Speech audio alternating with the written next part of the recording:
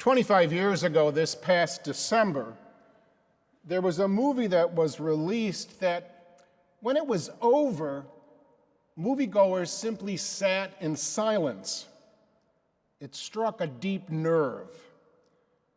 Steven Spielberg made the decision to re-release Schindler's List on its 25th anniversary, stating that there's no better time than now to educate a whole new generation of moviegoers as to the consequences of hate. And he points to the FBI report that hate crimes in our nation increased 17% last year. So you might now be thinking, why am I going to Schindler's List and talking about hate when we just heard the story of the wedding feast at Cana?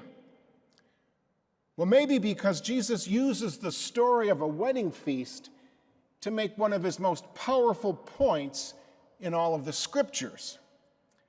That Jesus takes the ordinary, the flat, the tasteless, the common, and he transforms it into something that's robust and heady and hearty and joyful. The story we just heard is about more than just a celebration of a wedding. It's about transformation, water into wine, that which is indifferent into that which is truly makes a difference. And Jesus is telling each one of us that he can transform our human existence. Oskar Schindler was a mediocre businessman who could only succeed when he had access to slave labor. He exploited Poland's Jews for profiteering and his own sexual appetites. But then at some point along the way, he experienced a transformation. He realized that he had to stop the abuse and somehow undo his actions. So he liquidated his wealth to save the lives of his workers. Well, as we gather together on this snowy weekend, I think that all of us can agree that our world is in a desperate need of transformation. That there is a lot of hate, prejudice, anxiety, depression, and despair that challenges us these days. And we're finding that all too often, because for so many life can be overwhelming, many escape through all kinds of unhealthy diversions. Yes, drugs are flowing into our nation from Mexico, but only because our nation is one of its greatest consumers of these drugs. And NBC just told us a few nights ago that over the last 2 decades, overdoses by women ages 30 to 64 have risen 260%. The most important point that Jesus makes in all of the Gospels is that he and our God does not want us to live lives filled with hate and anger and frustration and cynicism, despair and prejudice and division. Jesus is telling us that there are better ways to deal with life's challenges through all of the diversions and especially through drugs. Jesus is telling us he wants us to live full lives, even in the midst of the challenges that we see all around us. Jesus came to change our water into wine so that our lives can be rich and abundant. You see, the symbolism in Scripture for wine is that it's a symbol of joy and warmth, celebration and abundance. In changing water into wine and allowing the wedding of the celebration to continue, Jesus is telling us that he can take each one of us wherever we find ourselves and bring us to a whole new way of being. As Jesus says in another part of the Scriptures, I came that they might have life and have it abundantly.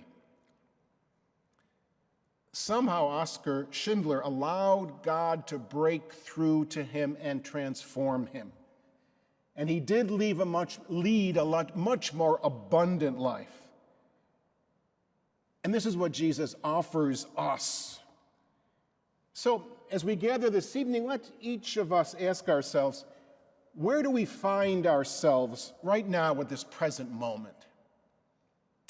Do we find ourselves weighed down by a world in disarray, a nation struggling with a government shutdown, a church hard to have faith in? And what about our family life? Do we have issues with elderly parents, teenage children, children of our children? How about employment issues or financial issues or health issues? Are we caught up in the anger of the past, or are we paralyzed by fear of the future? And what are the losses that we are grieving? All of what I just mentioned are part of the messiness of life. All that I just mentioned, few people ever escape. All that I just mentioned demand that each one of us needs to be grounded in a real deep faith. Not in an institution, in a real depth of faith.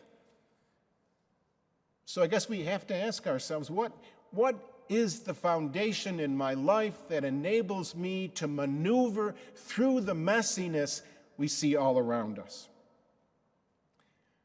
It's interesting, in that movie Schindler's List, there's also a wedding. Even though the Jews in that labor camp live in constant fear of death, two people manage to fall in love. With possibly no future to look forward to, they marry in the hope that they will survive. And the groom even smashes a light bulb, of course, that takes the place of the wine glass, the traditional wine glass.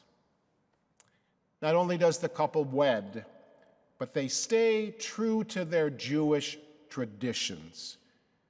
They have hope. The Spirit triumphs. The Jewish people survived because of the depth of their faith, their belief that the Spirit will triumph. Well, this is the message Jesus gives to each one of us in that wedding feast at Cana. The Spirit can triumph. There's always hope. No matter where we find ourselves, our water can be changed into wine. So if our world, our nation, our church is to be brought out of its chaos, it is up to each one of us to believe that individually, as individuals and families, that we can have our disappointments, our anger, our resentments, our hate, our despair transformed into an energy that is robust and heady and hearty and joyful. We don't have to use all the diversions to escape. We don't have to go on drugs. A deep, a strong, a grounded faith is one very healthy way to deal with the messiness around us. Bruce Springsteen just finished his one-man show on Broadway. And before he ends the show with a rousing acoustic rendition of Born to Run, he does something very, very different. He leads the Broadway congregation in the Our Father. Isn't that amazing? And he tells them that we all need a spirituality. We all need something to believe in. His is simply Catholic. It's interesting that a famous rock star would truly understand those words that Augustine wrote in the Confessions, that our hearts are restless until they rest in thee. So let us, each one of us, reflect upon what our foundation is. Let us rest in a deep faith, realizing that our water can be turned into wine, and that we can be forces to end the chaos around us.